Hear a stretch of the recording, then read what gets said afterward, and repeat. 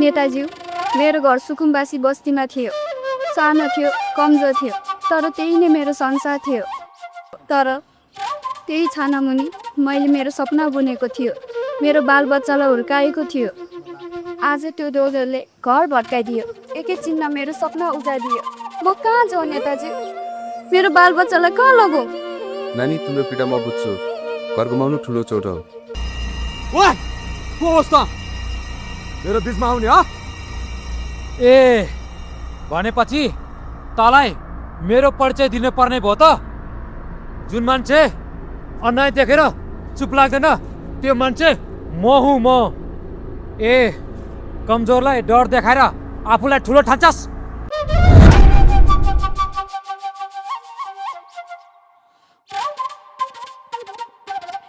ओए कहाँबाट आइस् त? आज पनि फेरि रक्सी धोकेर बसेको छैन त तिमी? ठिक भनिस्, मैले आफ्नै पैसाले हालेर रक्सी खाएँ, तेरो बाउको पैसाले हालेर खाएको छु र? त्यसको ऋण चलायो भन्दैमा गरिब दुखी माथि हातपात गर्नु त मिल्दैन नि। त्यो गाउँको काजी भयो भन्दैमा अन्याय र अत्याचार गर्नु पाइन्छ? त्यही त, शान्ति दिदी धेरै सोझो भएर हो कि अन्य अत्याचार सहेर बस्ने भनेको। फेरि थाहा छ तपाईँलाई अस्ति त्यो हाम्रो काजीबा घरमा आएर पिटेर जाँदा पनि गाउँ समाजलाई केही नसुनाउने के? फेरि तपाईँलाई थाहा छ एउटा कुरो, उसको बुढा त लास्टै खत्तम जडिया, जाँड खाने अनि बुढीलाई टेन्सन दिने, त्योभन्दा अरू केही नगर्दो रहेछ दिदी।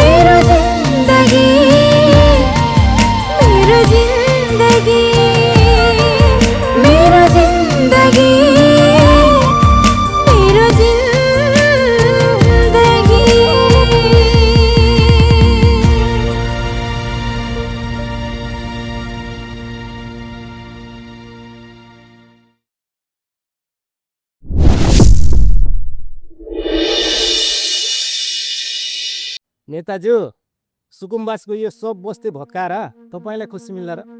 मेरो लागि मात्र होइन, यो सारा जनताको लागि गरिरहेको हो। नेताज्यू, हजुरसँग सानो काम थियो। शान्तिजी, मसँग हजुरलाई के काम पर्यो त्यस्तो भन्नु न। नेताज्यू, मेरो जेठी छोरी सहर गएको पनि धेरै भइसक्यो। यतिको जेलसम्म मेरो छोरीको फोनै आउँदैन। कतै तपाईँले खोजिदिनुहुन्थ्यो कि भनेर म यहाँसम्म आइपुगेको। ए हो र, यत्रो टाइम भइसकेछ सहर गएको पैसा कमाउन, मलाई किन खबर गर्नु भएन हजुरले? म कतै हिन्डुल गर्न सकेको भए त तपाईँलाई भेटेर यी कुरा राखिहाल्थेँ नि। ठिक छ शान्तिजी, नाक्दिनुहोस्, म सहरमा फोन गरेर खोज्न लगाइहाल्छु नि। अहिले तपाईँ जानुहोस्, तपाईँको छोरीलाई हाम्रो नेताज्यूले खोजेर ल्याइदिनुहुन्छ। अहिले हाम्रो छलफल हुँदैछ। हस्, हुन्छ सर। हस् हस्।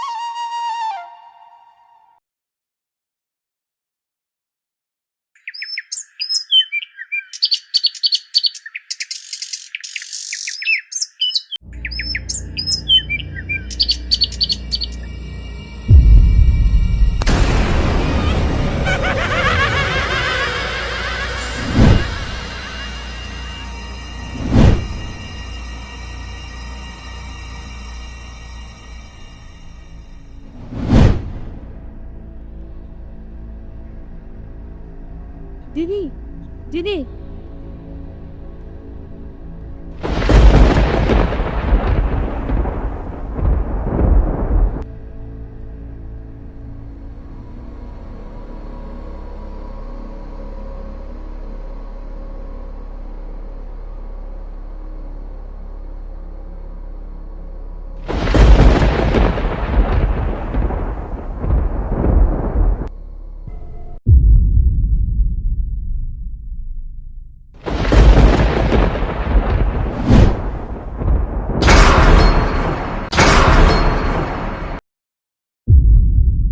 सङ्गीता तिमी यहाँ तिमी सुनसान जङ्गलमा कसरी आइपुग्यौ तिमीले मेरो ज्यानै बचाइदियो तिमीलाई धेरै धेरै धन्यवाद धन्यवाद दिनु पर्दैन दिदी म यहाँ दाउरा टिप्न आएको थिएँ तपाईँलाई देखेर तपाईँको अगाडि आएँ मेरो घरमा आमा बिरामी हुनुहुन्छ म त आउँदा आउँदै ढलेछु अहिले म जान्छु ल पछि भेटेरै कुरा गरौँला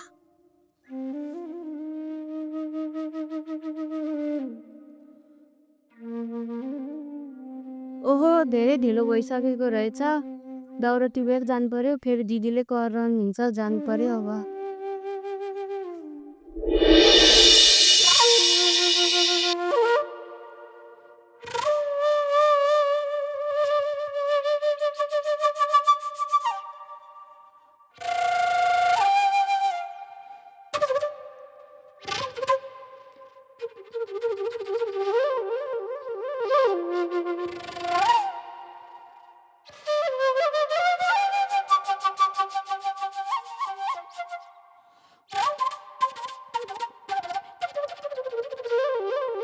बाबा बाबा मलाई आमा चाहियो आमा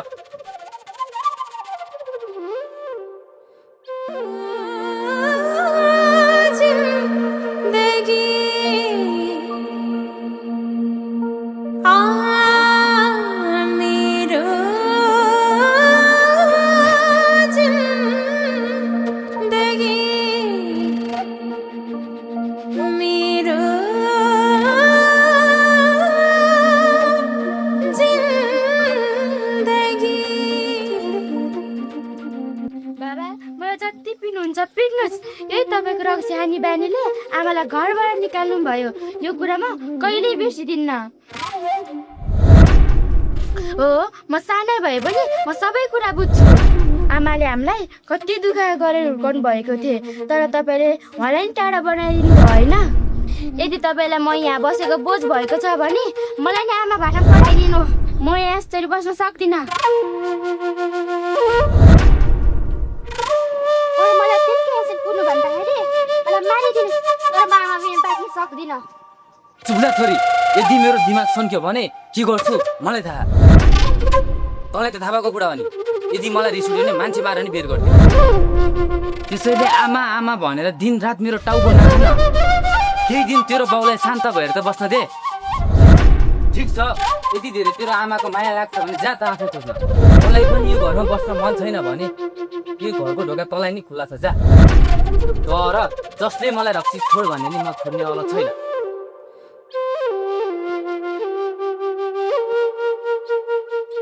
ठिकै छ बाबा तपाईँ यो रक्सी छोड्नुहुन्न भने भोलि यो घर छोडेर जान्छु म तपाईँ एक्लै बस्नुहोस् जा जा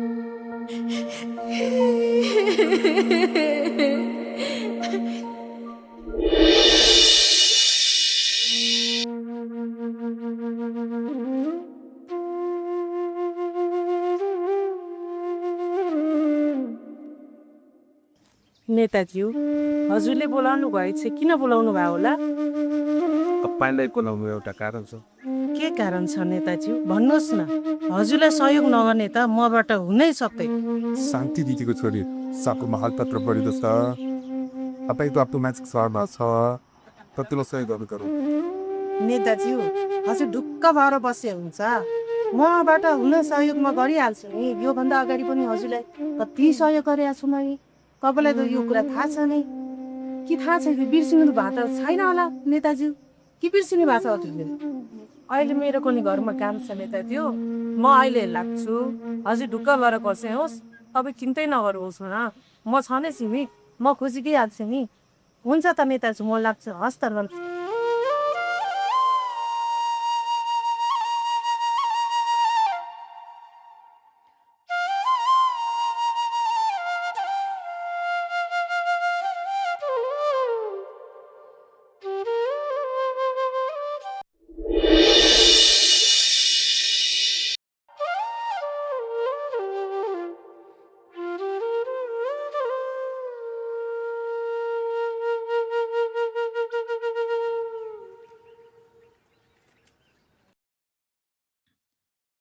ए बहिनी तिमी आयो? तपाईँलाई थाहा छ एउटा कुरा? के कुरा हो बहिनी? त्यो हाम्रो गाउँको शान्ति दिदी छ नि, त्यसको छोरी सहर गएको अरे पैसा कमाउन। अहिलेसम्म लापत्ता भएछ अरे। अघि भर्खरै नेताजी आउनु भएको थियो। ए हो र? अनि नेताज्यूले के भन्नुभयो त? शान्तिको छोरी खोजिदिनको लागि तपाईँहरूको साथ सहयोग चाहियो भनेर जानुभएको छ नेताजीले। ए हो र? सुन्नु त मैले पनि कता कता हल्ला त सुनेको थियो। यो गाउँको चेलीबेटीहरू धेरै जस्तो सहर जान्छ, गाउँ फर्केरै आउँदैन, सहरमै बेपत्ता हुन्छ। यस्तो पो रहेछ कारण? हो नि दिदी, शान्ति दिदी पनि बिरामी हुनुहुन्छ अरे। फेरि अस्ति काजीबा आएर कुटपिट गरेर जानुभयो अरे के, पैसा दिएन भनेर। त्यसको ऋण चलायो भन्दैमा गरिब दुखी माथि हातपात गर्नु त मिल्दैन नि। त्यो गाउँको काजी भयो भन्दैमा अन्याय र अत्याचार गर्नु पाइन्छ? त्यही त, शान्ति दिदी धेरै सोझो भएर हो कि अन्य अत्याचार सहेर बस्ने भनेको। फेरि थाहा छ तपाईँलाई अस्ति त्यो हाम्रो काजीबा घरमा आएर पिटेर जाँदा पनि गाउँ समाजलाई केही नसुनाउने के। फेरि तपाईँलाई थाहा छ एउटा कुरा, उसको बुढा त लास्टै खत्तम जडिया, जाँड खाने अनि बुढीलाई टेन्सन दिने, त्योभन्दा अरू केही नगर्दो रहेछ दिदी। त्यही त, जडिया थियो संसार जाँड खाएर खाएर त्यो त मर्यो, जाँडले नै मर्यो। त्यो संसारको ऋण त्यही शान्तिमाथि थुपारेर गयो। अहिले त्यो शान्तिलाई बिचरा कस्तो टेन्सनमा परेछ, त्यसकै कारणले छोरी सहरतिर बेपत्ता भयो। पैसा कमाउनु जान्छु, बाउले जाँड खाएर सबै गाउँले भरि ऋण बनायो, त्यो ऋण तिर्नु जान्छु आमा भनेर गएको, अहिलेसम्म बेपत्ता भएको छ। लाउने दिदी, अब शान्ति दिदीलाई हामी भएर त साथ सपोर्ट गर्ने हो नि, अरू कसले गर्ने हो र बिचरालाई। तर नडराउनु बहिनी, हाम्रो देशमा कडा प्रधानमन्त्री आछ। के को कडा भन्नुहुन्छ दिदी? जुन जोगी आए पनि कान चिरेको भने जस्तै भएको छ। बिचरा त्यो सुकुम्बासीहरूको बस्ती भत्काएर घाँस बाँस कपास भने जस्तो बनाइदिएको छ। त्यसलाई के कडा प्रधानमन्त्री भन्ने दिदी? ल म त लागे, घरमा पनि काम छ। ल बहिनी, गएँ है दिदी। ल बहिनी ल।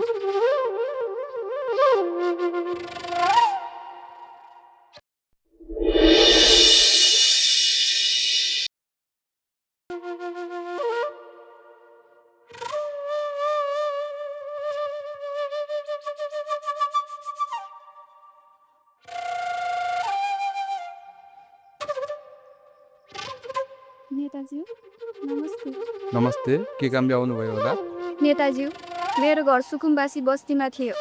सानो थियो, कमजोर थियो, तर त्यही नै मेरो संसार थियो। तर त्यही छानामुनि मैले मेरो सपना बुनेको थियो, मेरो बालबच्चालाई हुर्काएको थियो। आज त्यो दोधरले घर भत्काइदियो, एकैछिनमा मेरो सपना उजाडिदियो। म कहाँ जाउँ नेताजी? मेरो बालबच्चालाई कहाँ लगौँ? नानी, तिम्रो पीडा म बुझ्छु। घर गुमाउनु ठुलो चोट हो। म त आएको हुँदैन नानी, समाधान खोज्नु पर्छ। गरिबको कहाँ समाधान हुन्छ र यहाँ? धनीहरूको घर भत्किँदा दोधर रोकिन्छ, तर यहाँ गरिबको घर भत्किँदा दोधर सर्छ। हामी पनि त यही देशको नागरिक हो नि नेताज्यू। मेरो पीडा कसले बुझ्छ र यहाँ? बच्चाहरूले सोध्दै थिए आज कहाँ सुत्ने भनेर। मसँग केही जवाफ थिएन नेताज्यू। म आमा भएर पनि हारे।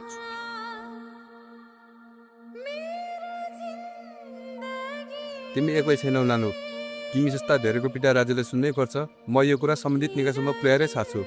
नेताजी, मेरो आँसु केवल मेरो आँसु होइन, हजारौँ गरिबको आँसु हो। हामीले कहिले धेरै मागेन, बस त्यही एउटा छानो मागे, तर त्यो पनि खुसी हो।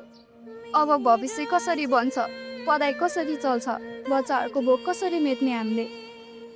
तिम्रो आवाज दबिन दिन्न। न्यायको लागि लड्नुपर्छ। म तिम्रो साथमा छु। नेताजी, मलाई दया चाहिएन, अधिकार चाहियो। मेरो बच्चाहरू सडकमा हुर्किनु नपरोस्, यही हो मेरो चाहना। गरिब हुनु कुनै अपराध होइन, तर यो समाजले गरिब झै व्यवहार गरिरहेको छ। यदि सरकारले हाम्रो ठाउँ दिन सक्दैन भने किन हाम्रो सपनाहरू चाहिँ भट्काउँछन्?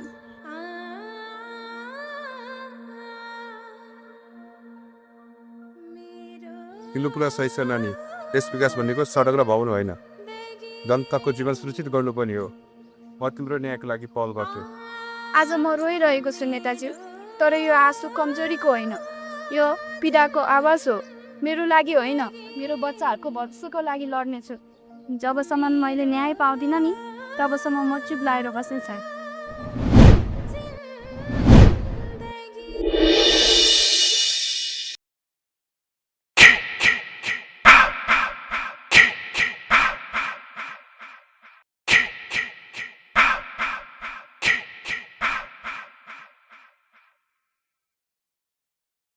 यस्तो सुनसान जङ्गलमा एक्लै हरिण देखेपछि त कहाँ मन मान्छ र? आखिर बाघले भेटाएको त शिकार।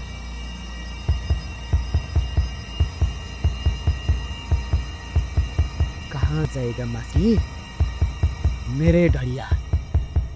चल भाइ।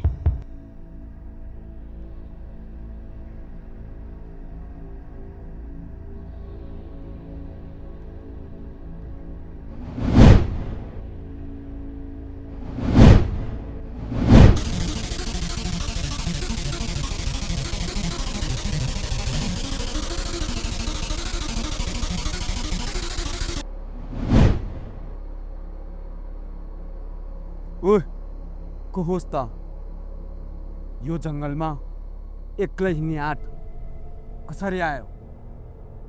तँलाई थाहा छ यो ठाउँमा मेरो नेम चल्छ, तर मेरो नेम बेगर तँलाई छिर्ने आँट कसले दियो?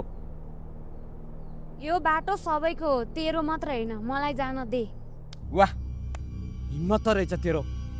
मान्छेहरू मेरो नाम सुनेर थर थर थर थर थर थर थर काम्ने गर्छ। त मेरो आँखामा आँखा जुदाएर कुरा गर्छिस्? डर देखाएर मान्छे ठुलो हुँदैन, शक्ति छ भने सही काममा लाग। सही र गलत यो दुनियाँमा बलियो कुरो नै कानुन हो। होइन, सत्यको शक्ति बलभन्दा ठुलो हुन्छ। आज तिमी बलियो होला, तर अन्याय धेरै टिक्दैन। के तँलाई लाग्छ तेरो आवाजले मलाई बदल्न सक्छ? सायद बदल्न नसक्ला, तर अन्यायसँग झुक्न पनि सक्दैन। ठिक भनिस् ताई। ए हात नलगा उसलाई।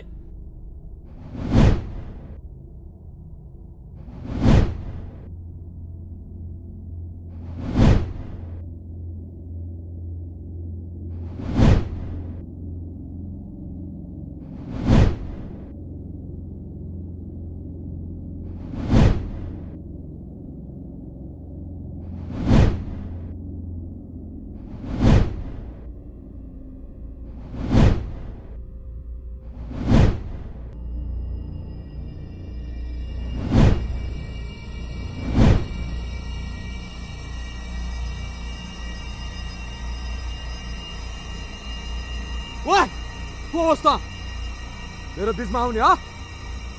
ए भनेपछि तँलाई मेरो परिचय दिनु पर्ने भयो त? जुन मान्छे अन्याय देखेर चुप लाग्दैन त्यो मान्छे म हुँ म। ए कमजोरलाई डर देखाएर आफूलाई ठुलो ठान्छस्? सुन भाइ, यो इलाका मेरो हो, मेरो मेरो तरिकाले चल्छ, बुझिस्? निर्दोषलाई दुःख दिने तरिका होइन, कायरता हो, बुझिस्? बुझे बाबा बुझे, तर तँलाई तेरो ज्यानको माया छैन जस्तो छ, बुझिस्? जानको कुरा गर्छस्? अन्यायको अगाडि डराउने मेरो बानी छैन। बुझिस? आज त मेरो हातबाट बाँच्दैनस्। बहिनी तिमी त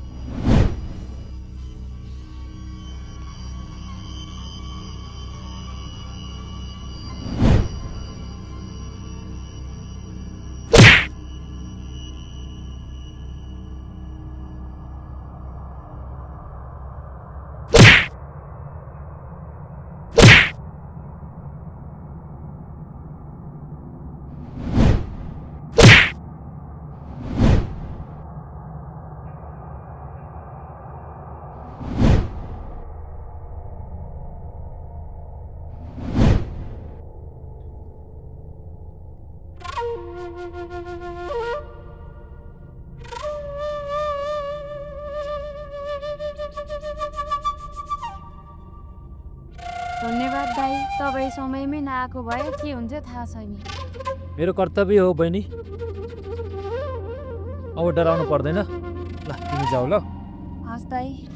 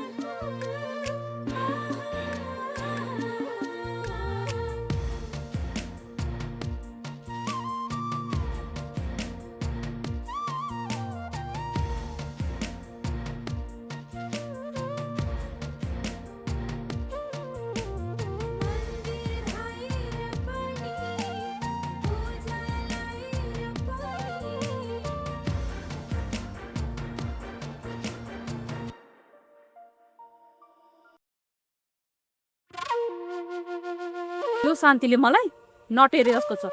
एकचोटि जोनलाई नै फोन गर्नु पर्यो।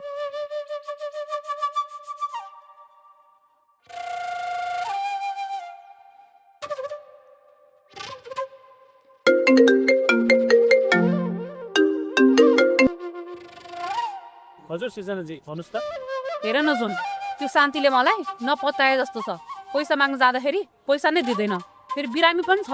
अनि त्यो शान्तिले पैसा दिएन भनेर किन अड्केर बस्नु? गएर तानेर लिएर आउने। ओहो जोन, के भनेको तिमीले? हामीले यसरी तानेर ल्याउन मिल्दैन। ऊ पनि बिरामी छ, भोलि हामीलाई केस पर्न सक्छ। बरु जोन, कहिले आउनु तिमी गाउँमा? छिटै आउनु पर्यो। ए हुन्छ, म यहाँको काम सकेर गाउँ आइहाल्छु। हुन्छ, उताको काम भ्याएर तुरुन्तै गाउँमा आइहाल। ल ल सृजनाजी, अब आएरै कुरा गरौँ। अलि यसलाई बुकुरु राख्छु।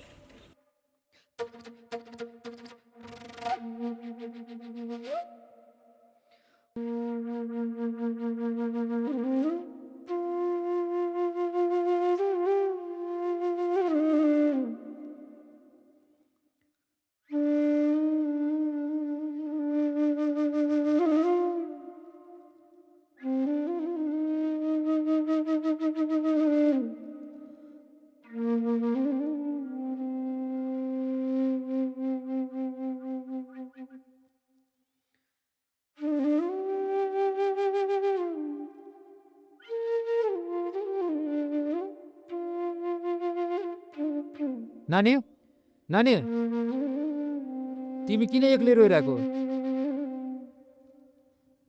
मेरो आमा मलाई छोडेर सहर जानुभएको छ। सहर जानुभयो? किन तिमीलाई छोडेर सहर जानुभयो तिम्रो आमा? किन जानु र अङ्कल? बाबाले सधैँ रक्सी खाएर मम्मीलाई कुट्नुहुन्थ्यो, त्यो भएर जानुभयो। नानी, आफूले आफूलाई किन रोएर शरीर कमजोर बनाउँछु? सबै कुरा के हो भन न मलाई। अङ्कल, एक दिनको कुरा हो।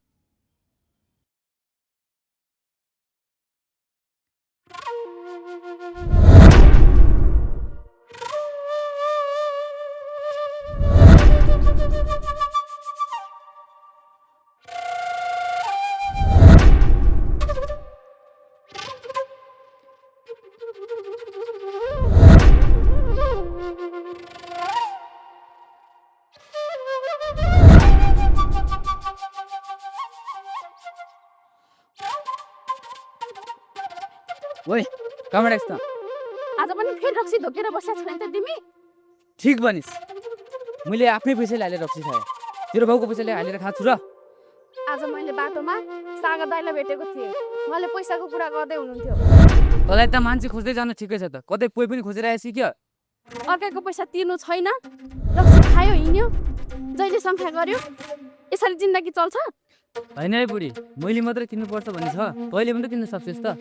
ठिकै छ, उसो भए म पैसा कमाउन सहर जान्छु, तिमी घर सम्हाल। त जा न त जा, कसरी रोकेछ र तँलाई? ल ल ठिकै छ, तिम्रो घरमा तिमी नै बस।